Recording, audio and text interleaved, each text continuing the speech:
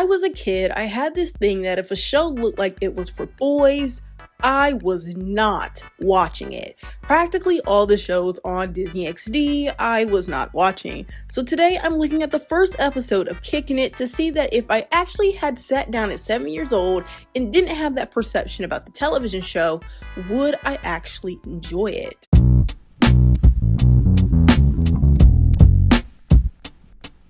Hey guys, it's Lysandria X and welcome back to the channel. If you're new here, welcome to the channel. And in today's video, I am watching the very first episode of Kickin' It to see if I would have just sat down at the age of 7 years old, would I actually like the show, as opposed to just assuming since it was for boys, too many boys in the show, XYZ, and would it be a good show? Now, I'm not going to go into everything about Kickin' It. I'm pretty sure most of us that are in this video knows what Kickin' It is, or at least has a general concept. But if you want a huge deep dive into the world of Kickin' It, definitely watch Mr. Nostalgia's video. That's when I kind of got like this whirlwind of Kickin' It stuff, is when I watched Mr. Nostalgia's multi-hour retrospective. So I'll leave those videos linked below and in the cards available above for you guys. But yeah. Now, before I get into the episode recap, just a quick little tidbit. When I was between the ages of 6 to 8, my mom actually had me and my sister in karate lessons. So that's also probably why I also didn't want to watch the show, because I absolutely hated karate. I could not stand karate. I hated karate with a passion so much as a child. I just genuinely hated karate. In the whole 2 years I did karate, I was a white belt the whole time. I think that's speaking volumes. So I most certainly also didn't really want to watch a show about karate, but here we are in my adult age reviewing this show that I didn't want to watch as a child. Alright, enough of that jibber jabber and let's get into the episode recap. In the beginning of the episode, we see our main character Jack, who is new to Seaford, and he asks the lunch lady, Marge, what does she recommend, and she says nothing. Then the first interaction with Kim comes when she drops her apple, but Jack gets the apple with his shoe. We kind of see that Kim thinks that Jack is kind of cute, but after the interaction, Eddie calls Jack over to sit with him, Milton and Jerry. They know each other because they go to the same dojo. The opposing dojo, the Black Dragon, throws food over to their table. Jack is confused as to why they won't do anything about it, but Milton is like, they know karate better. So Jack ends up going over to their table to tease, but he didn't want to fight. Frank, a member of the Black Dragon, throws a punch and Jack catches it, and then he says, okay, you probably shouldn't have done that. And then Jack takes down all of the Black Dragons by himself, and after he sees the damage he's caused, he runs away. Cue theme song. The theme song, y'all, is so fire. I can't even lie. Of course, at the end of the video, I'll state more of my opinions on the show and everything like that. But y'all, I genuinely do wish I didn't have that perception at 7 years old, because this theme song is so fire. It's catchy. It does what a theme song is supposed to do. I love everything about it. Everything about the theme song. I love everything about it. 10 out of 10 theme song.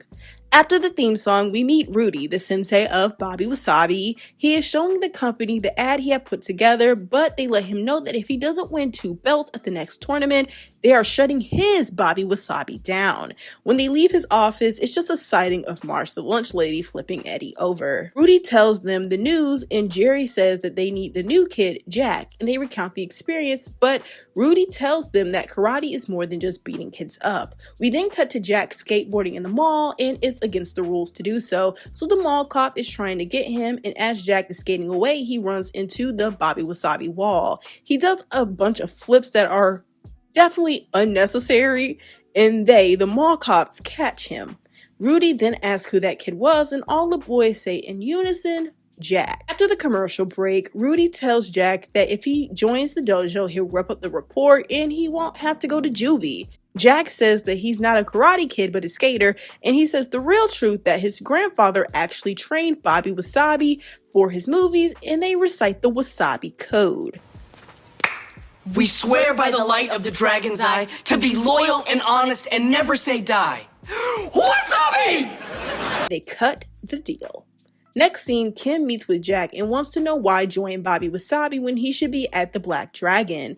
Jack wants to know what Kim knows about karate, and Kim karate chops 3 boards. She says that the Black Dragon is the best of the best, and we see Ty talking to Frank about how they need to get Jack on their side so the Bobby Wasabi dojo can be no more. Kim mentions how Bobby Wasabi is a joke, but Jack said it isn't to him and that he gave his word. Ty tells Jack he is always welcomed at the Black Dragon, and he leaves with a bow staff. Back at Bobby Wasabi, Rudy wants to know where Jack was, and Jack said he was at the Black Dragon. But Rudy was like, nobody from this dojo needs to be entering into the Black Dragon, and Jack is basically like, Rudy, you don't get to tell me what to do. But then Rudy says that if it wasn't for him, Jack would have been banned for the mall for 2 weeks. We realized then that Rudy lied and he broke the Wasabi code. Jack leaves because he was betrayed by Rudy.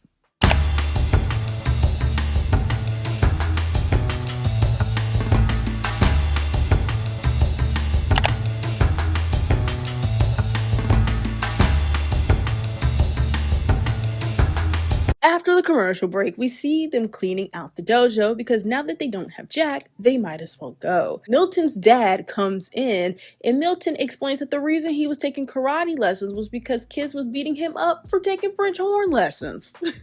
All the boys are reminiscing, but Jack tells Milton to break a board. Milton is hesitant, but he does it anyway. It's a great moment. They have a loving moment, and after that, there's this montage of training.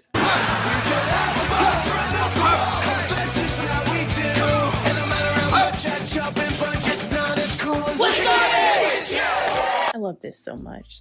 We cut to the day of the competition and Eddie is first. The guy he is going up against is completely out of his weight class, but Jack tells him to imagine him as Marge the lunch lady. Eddie takes the guy down and they get their first belt. Next is Jerry and the nunchucks. Jack tries to talk to him, but Jerry is overly confident. When it's Jerry's turn, he gets hit in the kiwis and they lose that challenge. Next is Milton with boards. When it's his turn, he asks for them to be doubled. He karate chops them both and earns the second belt. But Milton gets carried away with the victory and then he twists Frank's nipples, which disqualifies him and loses the belt. Now it's Jack and Kim doing the peg kick. Ty tells Frank to hurt Jack and Frank kicks Jack on the back of the leg, which causes him to be hurt. Kim sees what just happened and she quits the Black Dragon because of Ty's cruelty to win. Jack is still going through with the peg kick, but he's going to launch off his hands, and the only other person to ever do so was Bobby Wasabi. He does it and they win the second belt, thus they get to stay at the dojo. Last scene, Jack drops his apple, but is picked up by the shoe from Kim. She quit the Black Dragon and she says that this dojo, need all the help they can get. They ask if she's capable, but it's clear that Kim is capable. Episode over.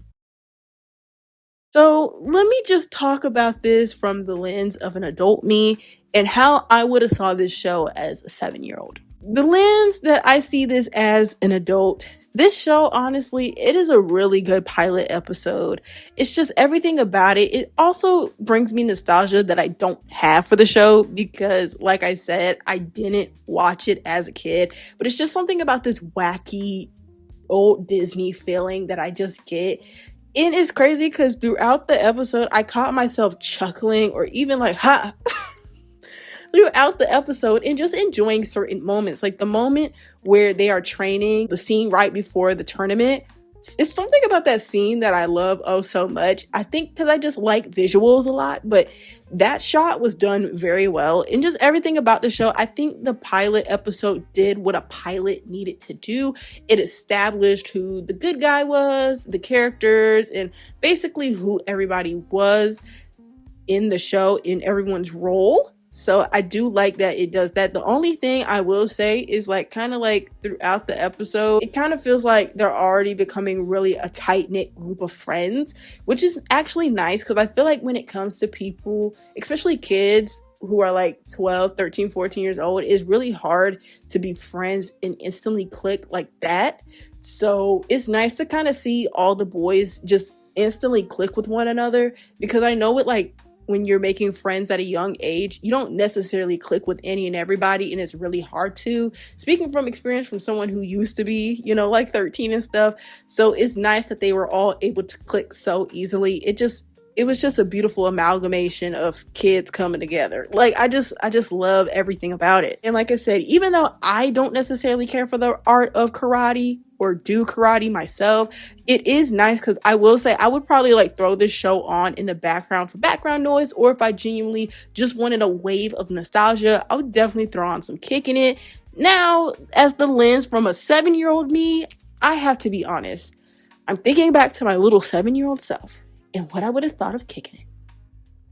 And honestly, I have to be honest, 7-year-old me would actually not like this show. Even if I did give this show a chance, I would still not like it because, like I said in the beginning of the video, I took karate from ages 6 to 8 and I just could not stand karate. I absolutely hated karate. So even watching a show about karate would fuel me to the fullest. Like, it fueled me.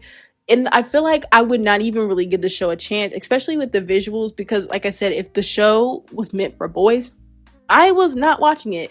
Or like I said in my video about childhood shows I didn't watch when it came to animation styles, if the show just had an unsettling animation style, I was not watching it. So if it's a show for boys or unsettling animation style, I just was genuinely not watching it. So that's also why there's too many boys in the show. Like, and there's only one girl. So I probably would have tried to latch on to Kim. But this show is not about Olivia Holt and her character. This is about Leo Howard and his character. So I would still just not necessarily, it just would not click for me. But I did hear that a lot of girls had a crush on Leo Howard. Now, I will say, 7-year-old me I would have. Because it definitely lined up with a lot of the crushes that I had at that age. Leo Howard lines up in that. So I definitely would have had a crush on Leo Howard. But like I said, I was just not paying attention to Kickin' It. I remember as a kid, I only watched the last 5 minutes of Kickin' It. Only to watch Phineas and Ferb, because for some odd reason, after a while, Disney moved Phineas and Ferb and Gravity Falls to Disney XD. And in the morning, I used to wake up really early as a kid. I know.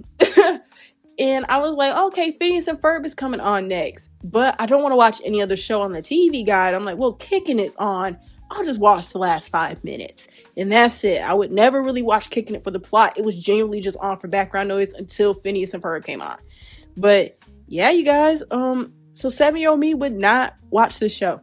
I would still not watch it. Even if I did give the show a chance, I genuinely just would not like the show because it was too busy being for boys. It was for boys, too much karate, nothing for girls. And of course, that's why they put Olivia Holt in the show, for the girls, or you have to have a girl in a Disney XD show. But I was not feeling it. But yes, let me know your thoughts in the comments down below. I'm thinking about making this a series on my channel, but let me know what y'all think. Like, comment, share, and subscribe, especially subscribe. And I hope that y'all have a great day. Bye.